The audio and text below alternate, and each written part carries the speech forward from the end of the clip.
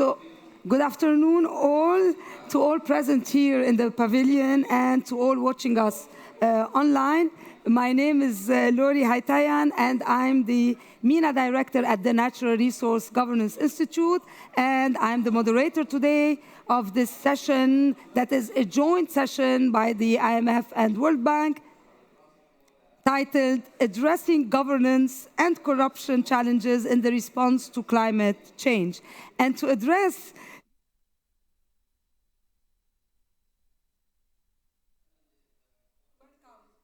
Tsakani Maluleke, you are the South Africa's Auditor-General, the first woman to hold this position in the Supreme Audit Institution, 109 years old institution. Very proud of that. She was also the first female Deputy Auditor-General.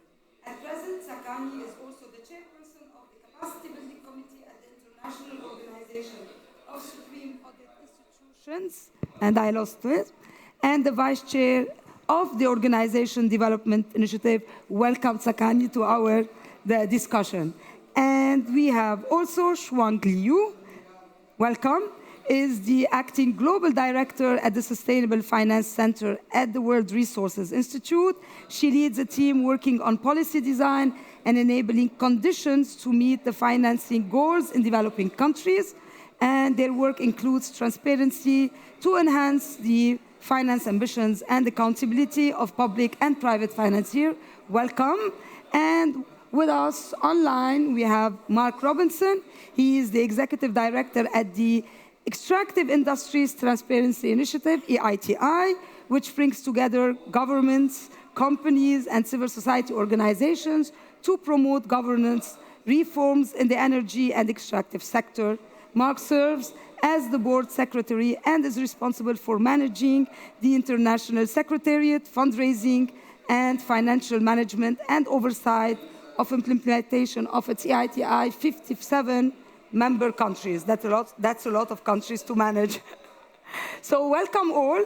And so let me start, because we want to really hear from you and listen to what you have to say about this very interesting topic for me, like governance, corruption, and climate issues. So Tsakani, I would start with you, if you don't mind. So can you describe the kind of corruption risks that you have found or are concerned about in the response to this climate change, and maybe tell us a bit about the steps that the Supreme Audit institution in South Africa is taking to adjust to these risks, to these new challenges, basically. Yeah.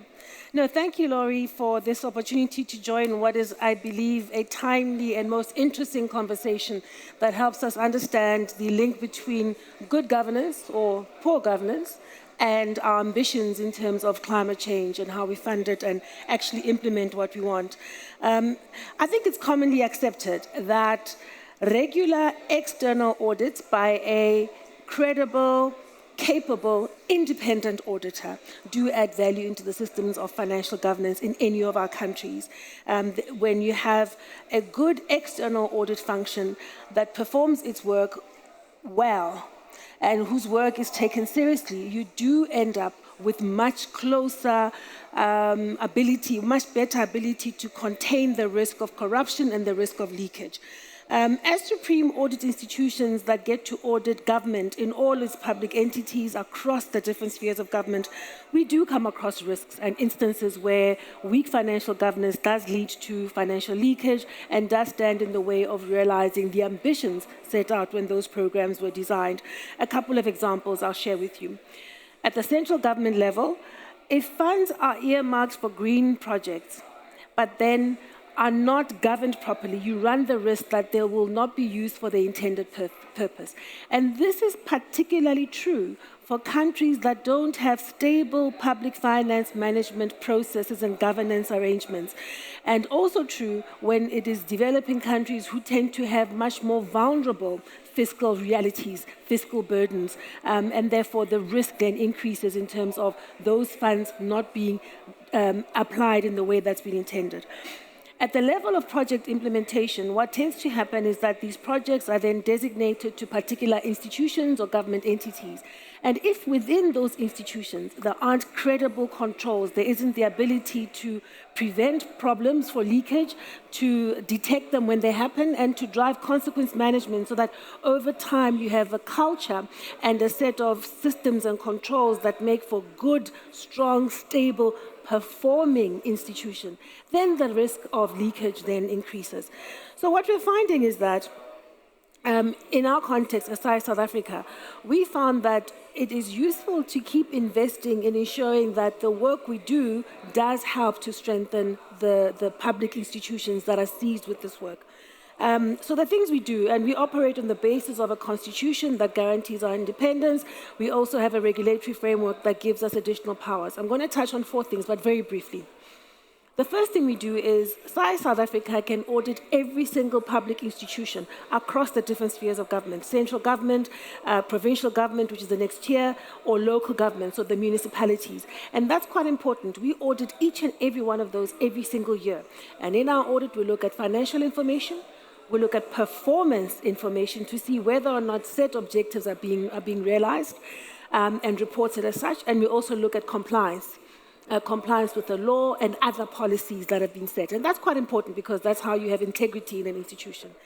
The second thing we do is that when there are disasters, we conduct real-time audits because speed of assurance is quite critical. In South Africa, we've got a very recent example where one of our coastal towns, the third largest city in South Africa in terms of population, GDP, all of it. And it's also a big tourist destination for local and international tourists.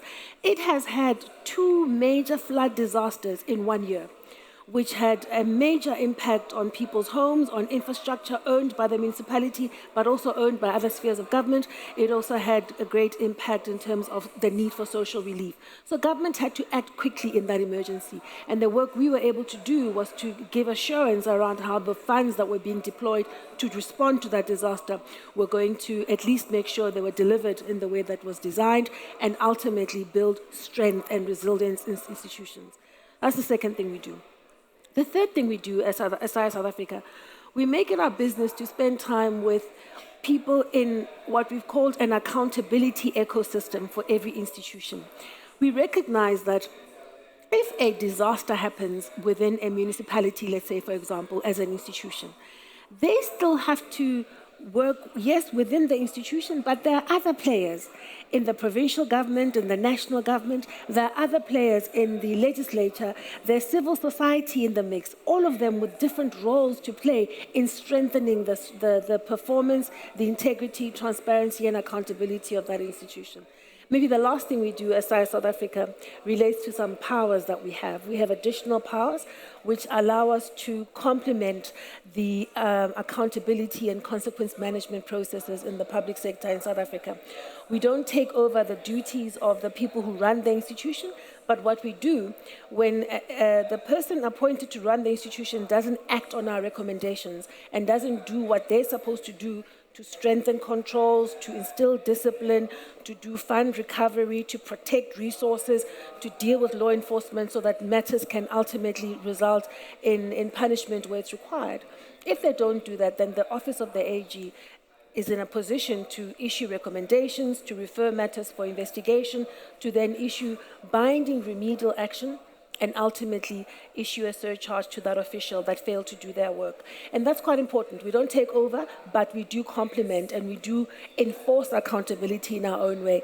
I believe that all those 4 things, the regularity audits done every year, independently and competently, the real-time audits that are done in the context of an emergency, engaging with everyone in the ecosystem to do their part, and also employing our powers. All of that is helping us to build better financial governance within institutions and therefore throughout the public sector.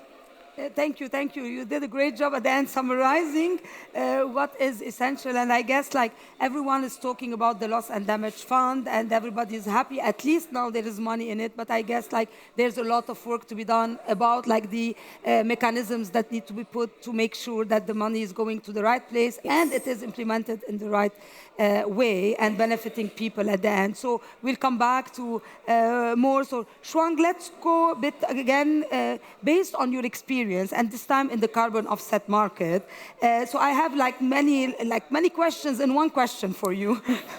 So what did we learn about the integrity and the growth of new climate-related markets based on that carbon offset market? What integrity issues have surfaced in the carbon offset markets, and what are the consequences, if you want, of these integrity issues on the effectiveness, okay, of the action and the growth in the market? So these are the questions like to answer to get. And I guess the biggest question is like, is it something like, according to you, to WRI, do you view the carbon offset market as unique, or should we expect to see similar issues in other emerging climate response markets as well? Yeah. Thanks, Laury. That's quite a lot of questions to answer. Maybe to start from very last question. I think if we're talking about integrity of climate finance, one thing to recognize is the voluntary carbon market or offset carbon market is one of many financing tools that we need to look into in order to fill the financing gap that we're facing. A couple of years early during the Finance Day, there is a launch of a high-level independent expert group's report telling us that by 2030, the financing gap we have on climate and sustainability will be 2.4 trillion US dollar every single year.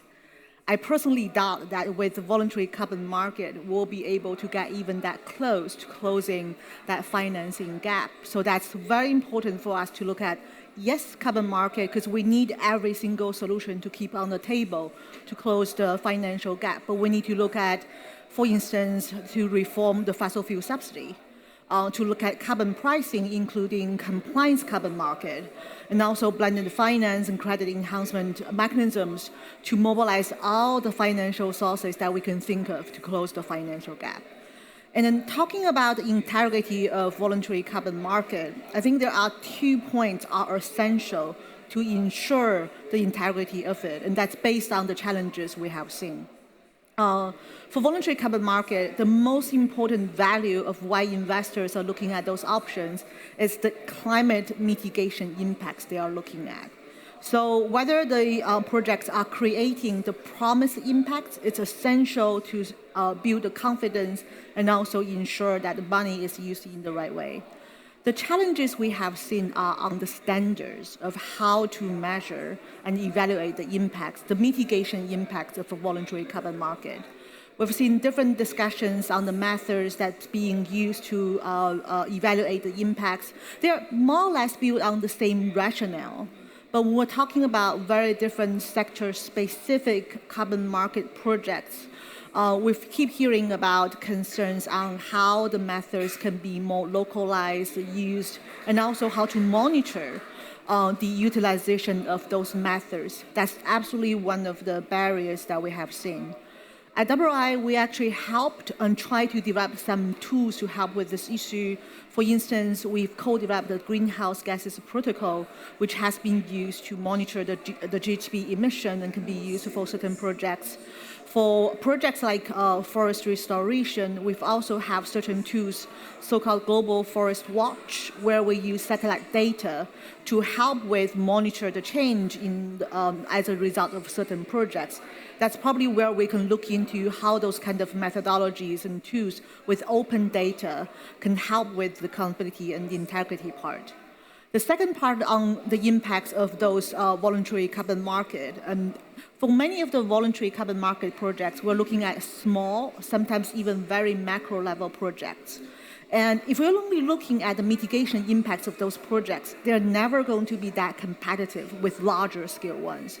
So if we're appreciating the value of voluntary carbon market of those smaller scales projects, the social impacts will have to be taken into account.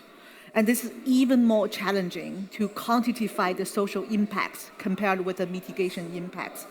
I don't think there's standard definition, like the scope of what should be taken into account, and also what methods can be used to quantify or even monetize the social impacts, so can reflect it in the value of the carbon offset market. Citizens is one way to to assess that. So it will be challenging, but that's something we will have to look into. And last not the list is the transaction cost of voluntary carbon market. There have been a lot of discussion and argument saying that the transaction costs are too high for voluntary carbon market. And that actually kind of scared some potential investors away because they want to know how their money will be really benefiting the local community instead of potentially professional help that's provided by third-party providers in this process, but how they want to allocate the financing to this way. We'll need better transparency to see how the money is distributed to the local community versus the transaction cost. And I don't think that we're really there to really show how the allocation has been done yet. So to summarize it, transparency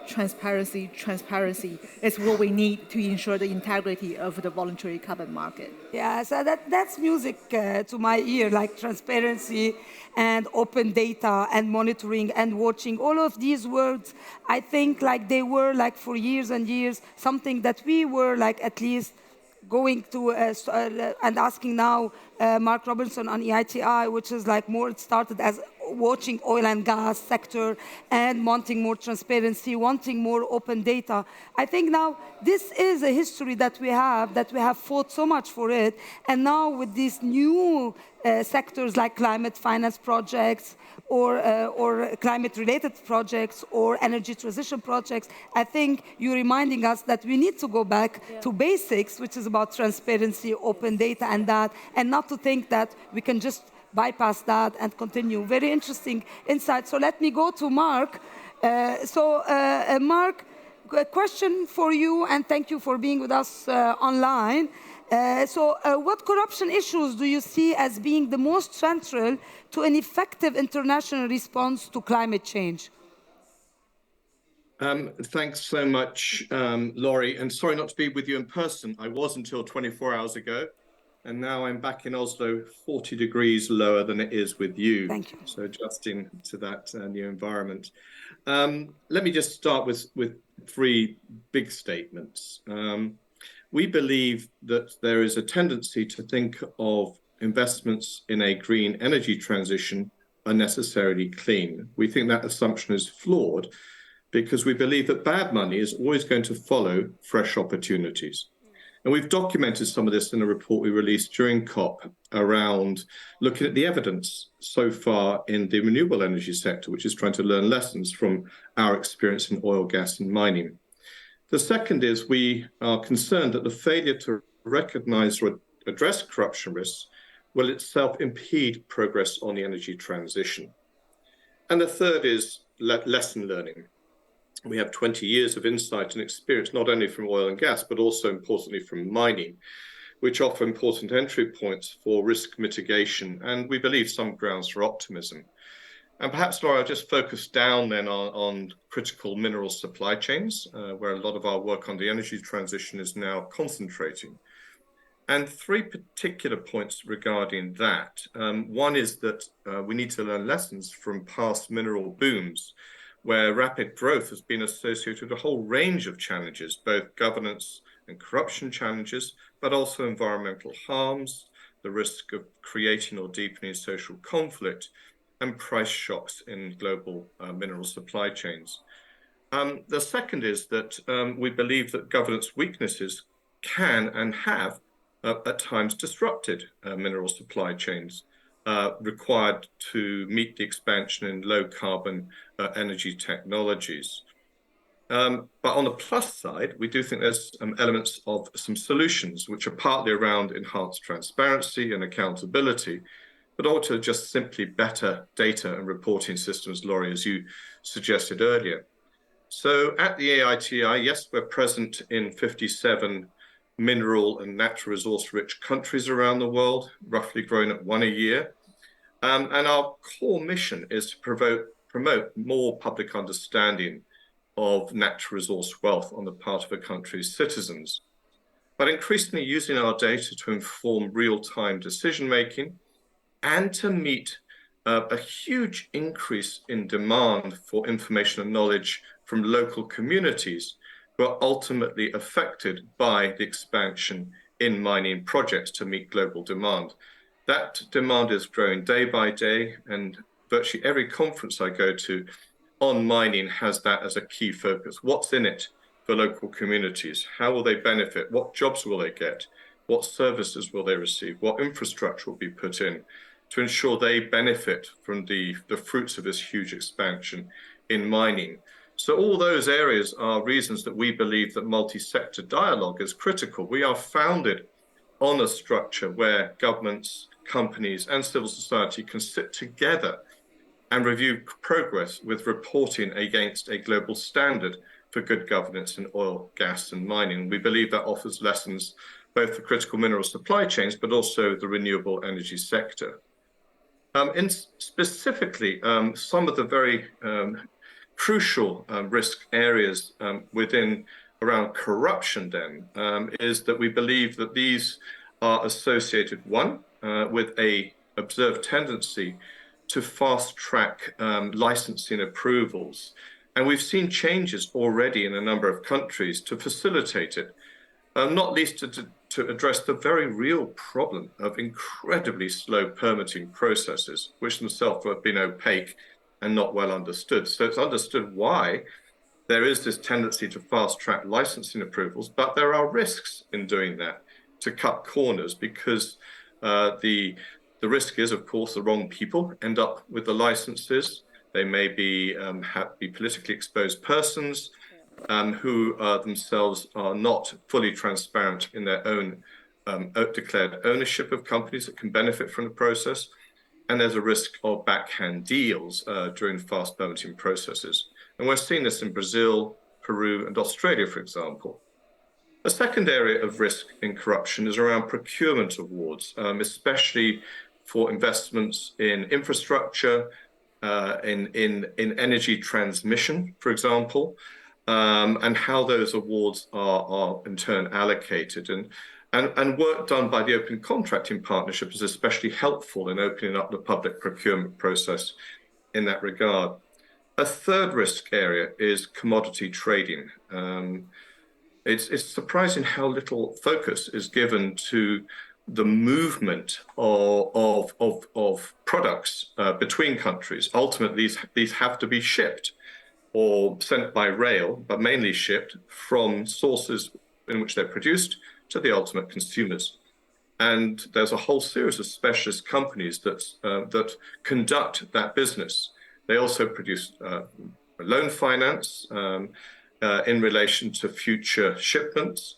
But we know there's huge corruption risks in terms of underreporting of shipments, to the pricing deals, and to the export volumes. So commodity trading is an area that the EITI has been gearing up its work to try and address some of the corruption risks there. Other risks, just to list them, around price fixing, problems of tax evasion, and smuggling, particularly for some of those materials like gold, which are currently under very significant demand and price increase, and it's relatively easy to transport in small volumes. That's a particular problem we're seeing in parts of South America and West Africa at the moment. So briefly, Laurie, what are we doing about it? So our new reporting standard released in June this year builds in more reporting provisions to tackle some of these risk areas. And these include information about public subsidies in the sector and who they go to, carbon pricing and taxes, but also on licensing awards to hedge against the problem of fast tracking, information about reserves and on revenue forecasting, future production. These are a whole host of measures we've brought in under the rubric of the energy transition into EITI reporting going forward so that we can deepen reporting right across the value chain and make that available for public consumption.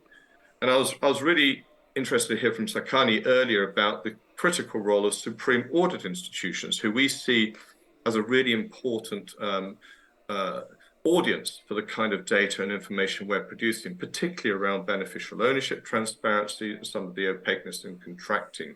Yeah. And indeed, South Africa is one of the countries we're currently discussing the possibility of how could the EITI support her work and other agencies in government seeking to tackle corruption risks in the natural resources sector. Thank you. Thank you, Mark. So first round, I guess we've heard about like the need to have strong institutions. Yes. And transparency in climate finance, and I guess what is dear to the heart of EITI and organizations such as NRGI is like people-centered approaches, where people at the center of these transitions that we are seeing, being it in the climate projects or in energy transformation and transition projects. So first round. Second round, let's go more into other stuff that are important for governance and corruption issues. So, Tsakani, we're all here because we believe that the climate change, it's an international issue and not like one country problem or one continent problem. So, given that the response to climate change is an international issue, what should supreme audit institutions, you believe, be doing at the international level? And maybe from your perspective as well, and from your role where you are today in different organizations. So where do you think, like, how this response should be on the international level? Absolutely. You know, one of the things, just before I answer that question, one of the things that Mark was talking about is the need for us to operate in a way that accepts it's unhelpful to stay within silos. It doesn't matter whether you're looking at one individual institution and therefore even one individual country. Critical that we break the silos. And I believe that supreme audit institutions are well placed to do that. I say it because individual SAIs across the world are seized with this topic. Every time we talk to them, every time we engage with the topic, one gets the sense that almost all of the SAIs are worried about the role that supreme audit institutions can play in supporting their respective countries. We have an institution called InterSAI, which you referred to, which is really the global cooperation platform for all AGs across the world. 196 countries currently belong to it. It's an organization that's been in place as a community of practice for over 70 years now. And we've all focused as a strategic priority on climate change, setting standards, driving collaboration in terms of knowledge management, research, knowledge development. You may have heard about one of the instruments we've developed as a tool for SAIs to use, which is called Climate Scanner, which is work that's being led by SAI Brazil. But I think what I want to highlight in terms of the role that SAIs can play across the world, following the UN's adoption of Agenda 2030, the SAI community agreed that we all have a duty to protect the environment and to enhance environmental governance, and hence the inclusion of this focus area in each of our strategic audit plans as supreme audit institutions. What we found that through a survey we conducted, 216 countries are worried about this area and they're already working on it. And we found that at least 92 of them had in their audit plan considerations on the adoption of climate change obligations and climate change programs and looking at them. So what are SAIs looking at? They're looking at things like the fiscal policy tools for climate change, whether or not they're going to be effective. That's an assessment that SAIs do. We're seeing that SAIs also invest tremendously in environmental accounting, again, to provide the necessary transparency and accountability, which is so crucial. We're also finding that SAIs are investing in sustainability reporting as a core competency for SAIs to give assurance as to whether or not the information that's being reported by our governments, individual institutions, but government collectively, whether that information is credible and can be relied upon. Without credible information, we're unlikely as a globe to know whether or not we're gaining traction towards our intended objectives on climate change. Without credible information that has been assured by an independent, capable auditor, we're not going to have comfort that we're moving in the right direction. And we're going to, unfortunately, continue with some fragmented approaches. We're going to have suboptimal returns on the things we want to achieve. And with the significant resources that are being committed more and more towards dealing with climate change across the world, we're going to have to make sure that supreme audit institutions are supported, they're capacitated, and they're advocated for in terms of conducting this work in their respective countries. And as I said, together we are also collaborating as institutions. We're seeing it more closely in the regional coordination platforms. So supreme audit institutions work within their respective global regions to do collaborative work that cuts across the geographical boundaries. And I believe over time we'll start to see more and more collaboration even beyond the specific regions we've spoken about. But there's tremendous exciting work, especially with the focus that we've seen. And I want to highlight one last point. The collaboration that comes when we all work together on this journey. Each of us playing our respective roles properly, effectively, but in a complementary way, then that allows us to win. When we advocate, as I said, for independent, capable, well-capacitated supreme audit institutions that work collaboratively within their community, but importantly with other players such as the World Bank, the IMF, and the institutions that my colleagues have referred to as well. Great point there. So, Shuang, let's go to climate finance again. Like, just if we want to take my region where I come from, the MENA, so the needs are great, and we are at risk of all these changes that are happening, but like there's no much money coming into the region, like a small amount, 6-7% of what they need. It's like it's being invested in the region. So let's talk about investor confidence, because I think like the issue is like, is it a problem for them from the investor side, or is it a problem from the country side? They don't know how to pitch it, or they don't have the capacities, all of that. So according to you, like, because you've been focusing on all of that, so what needs to be done to catalyze and build that investor confidence in climate investment, climate responsive investment, do you think? And again, because I'm giving you many questions in one question, so can you give us maybe one or two positive initiatives that you see in this space? And my third question, in the same question, is like, how can the financial sector really play a role in driving improvements in integrity? Yeah. I can spend 3 hours working on this, but I'm going to focus They're on... watching, IMF World Bank is watching, the time is ticking. I'm going to focus on 2 points. There will be so many solutions, but to highlight a couple of them, to actually build upon my peer panelists' early point on the silos. I do think that this is one of the biggest barriers in unlocking climate finance for developing countries. So very often, the early steps for developing countries to work on climate finance, to pitch on climate finance, is to come out with an investment strategy on the mitigation, adaptation, and other areas.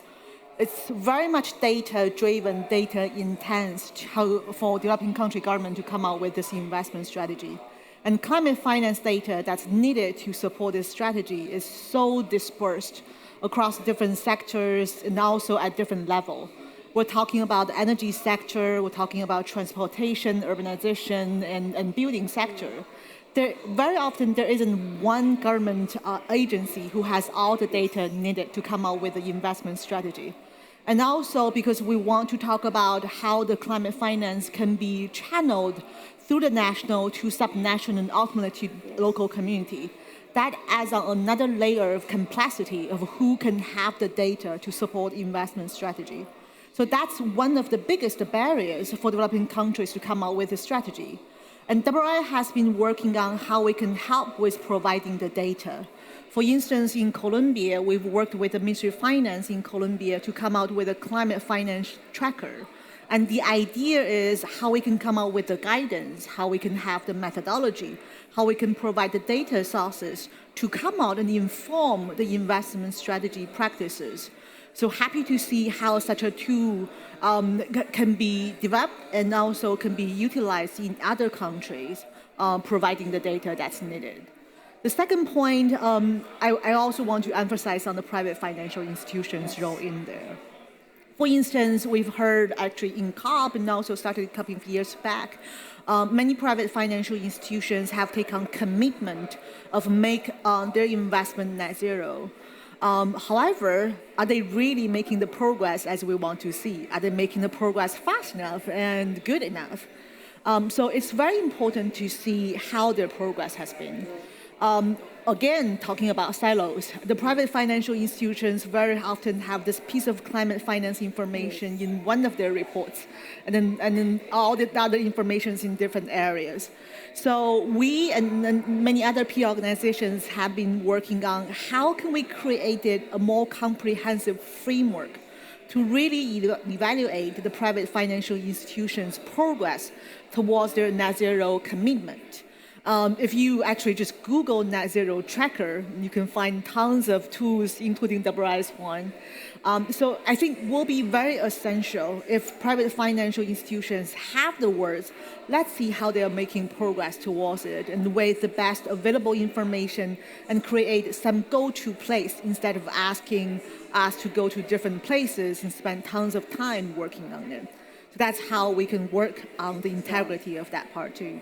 Yeah, I think like we've all hearing that maybe public money is not enough anymore. We need to include the private sector into these investments, and then private sector wants to be not at risk, and maybe like giving to countries that are at risk makes it at risk. So I think like this is the whole discussion that should happen about like these countries and the funding world, the new funding world, and what new governance system maybe are needed so that the private funding that comes in is more comfortable in lending or whatever mechanisms they find to be able to play a role in really combating the climate change impact and consequences. So let's go to Mark again. So Mark, the EITI has been working at the intersection of public sector, business, civil society. You bring all these people together, and they work together at national and global level. So given that experience at EITI, and especially in the extractive sector, can you suggest like 2 or 3 objectives, like, or no, like, not 2 or 3, you can like as many as you want, but like short-term objectives, not long-term objectives that you think would be useful to really orient the work across stakeholders in enhancing integrity, efficiency, and the scale of the action in responding to climate change. Thank you, Laurie. Yeah, indeed. And I think what's key here is clearly partnership. And as you say, making the most of multi-stakeholder initiatives like the sort that we offer. And I like very much Tsakani's reference to silo busting. We must make sure that the application of lessons from other sectors to climate is routinely done. So these two are not divorced, as they often are, between those preoccupied correctly with climate ambition and transparency and those concerned with governance, risk, and anti-corruption. The two need to come closer together. And I do appreciate the IMF and the World Bank bringing us together to try and, in a sense, overcome some of those silos. So let me speak briefly to 2 examples. One, a call to action, which we launched in Dubai this week in the renewable sector, and then to circle back to Shuang and voluntary carbon markets in terms of lesson learning. So on the first, we at the EITI have had a lot of interest from several large renewable energy companies coming to us and saying, you've been around in doing this work in oil, gas, and mining for nigh on 20 years. As we scale our investments in wind, solar, green hydrogen, geothermal, we are beginning to do that in environments where institutions are weaker, where there are capacity constraints, and where there's real governance challenges. How can we learn? So we issued a call to action simply to draw attention to the range of risks in the sector, which have a remarkable parallel with the kind of risks that were found in the sectors we traditionally worked in. Now, there are differences, of course, in the size of the industry, the fact that much of this sector, especially wind and solar, is above soil as opposed to subsoil. But nevertheless, in terms of the values chain, there is a considerable degree of overlap around the contracting issues, procurement, ownership structures being opaque, permitting and licensing, all these are shared concerns. So this is a way of getting non-governmental organizations, companies, and we hope some governments to sign up to a joint call to really take these risks seriously, to come out with a better risk management strategy. Because with the commitment of over 120 countries at the COP now to tripling renewable energy capacity, you can be really sure that that is going to be an enormous incentive to those who want to make money through illegal means from this lucrative new sector. So we need to guard against those risks in order to realize that ambition in full going forward. And we're going to be working in the next few months, not only to get organizations and companies to sign up, but actually what can we do together to mitigate those risks jointly. In terms of the voluntary carbon market points, I received a really interesting report a couple of weeks ago from the Center for Science and Environment in India, which has done an incredibly thorough analysis of carbon investments in India, I think 1,500 projects even, at a very microscopic detail. And they came up with 3 findings, all of which are around governance risks. So the point about going beyond silos is this is a really good example of where, as that market scales, those risks are going to be ever more apparent. And Shuang Li mentioned quite rightly the lack of transparency in the projects being invested in, the claimed benefits that they generate in terms of reduced carbon emissions, but also the lack of information about the benefits to local communities from those carbon offset schemes. So there's a whole host of governance and transparency challenges in the voluntary carbon market. And yes, the Integrity Council, which has been set up to address some of those through a more predictable standard, is a very important step in the right direction here. But again, a bit like the renewable energy sector, these are new latent sectors where the level of risk is considerably underestimated. And there's a lot more work to be done going forward, learning from the experience of us and other organizations in the extractive sector. Mark, very, very valuable. So last question to you all, and that let's be brief so that we end almost on time, So again, so I'll go to you, Tsakani, to ask you, like, how the IMF and the World Bank, and thank you again because they've done this joint panel on this topic, and other international organizations effectively contribute to addressing the governance and corruption challenges in response to the climate change. Yeah, no, thank you. I think if I just zone in on this area of supreme audit institutions, which is the community I'm such a part of, if the IMF and the World Bank and other players continue to have a line of sight on the strength of the supreme audit institution within the country that we're dealing with, that helps. And we saw it in the context of the COVID-19 response funding, where the IMF insisted on the role of the AG in that respective country and wanted to see the reports of the AG. That's important, right? The second thing is what the World Bank has done through their ranking on independence of supreme audit institutions, to highlight the importance of strong, independent institutions that are supreme audit institutions, the AGs in respective countries. Because if you're strong, you have the capacity, the capability, and you're independent as a SAI, you have a better chance of providing value into this entire chain, this ecosystem that's going to guarantee better performance of institutions, better transparency, accountability, and integrity of public institutions and the programs that we invest in. So I would encourage that we always have a line of sight as to what is the state of the site. You know, the paradox here is that it is the developing countries that are going to suffer the most in terms of climate change. And quite often, they're the ones with the smaller supreme audit institutions, the most vulnerable supreme audit institutions. We've got to turn that on its head. Thank you. Thank you, thank you. Same, Shuang Li. What do you think that the How much time I have to? So, what do you think they should do more? yeah, maybe to take a pivot from the transparency part, the financing part of World Bank and the IMF's job. I think that's where it's so essential to help unlock mobilized financing. One area we should look into is probably how the public money IMF and the World Bank has can help with the credit enhancement mechanism. We talked about the risks of investing in developing countries. Some of them are real risks, some are perceived risks.